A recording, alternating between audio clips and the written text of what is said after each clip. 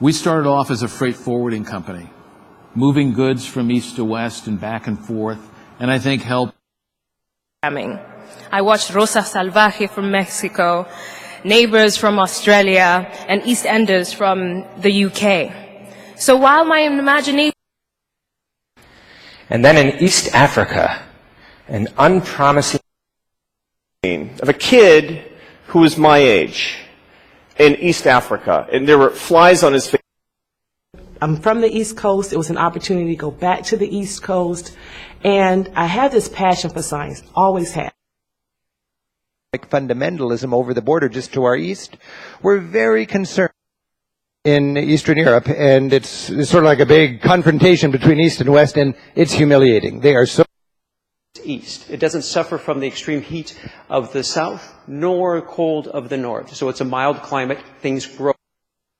On a bridge. He was going to try to bridge east and west.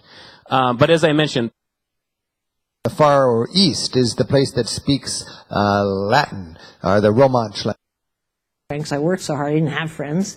Kathy Gilson on East 70. Popular on the East Coast.